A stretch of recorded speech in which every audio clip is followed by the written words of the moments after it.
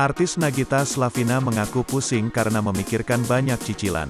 Nagita Slavina mengatakan cicilan tersebut berasal dari berbagai bisnisnya bersama suami, Raffi Ahmad.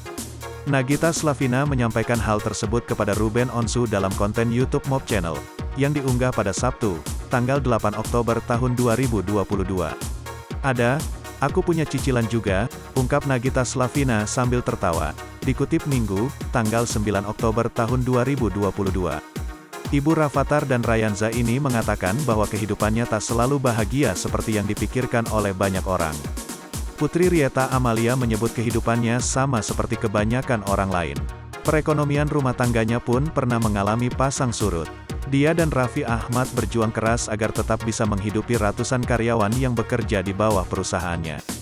Meski dijuluki sebagai artis kaya raya dengan sebutan Sultan Andara, Nagita Slavina mengaku bahwa ia dan Raffi memiliki cicilan. Dikatakan Nagita, ia dan suami tak pernah memaksakan diri untuk membeli sesuatu jika mereka tidak mampu. Cicilan tersebut, lanjut Nagita, digunakan untuk keperluan yang sangat penting seperti bisnis yang mereka lakukan. Yaitu namanya manajemen keuangan, bukannya memaksakan ya, aku juga mencoba untuk gak pernah untuk memaksa suatu hal, katanya. Cuma kalau kita bisa manajemen keuangan, ya udah deh mungkin yang ini dulu kita putar dulu, jelas Nagita Slavina. Ruben Onsu pun nampak penasaran apakah Nagita Slavina pernah pusing saat mengelola keuangan keluarga dan perusahaan. Istri Raffi Ahmad ini pun mengatakan pusing saat harus mengelola keuangan keluarga dan perusahaan.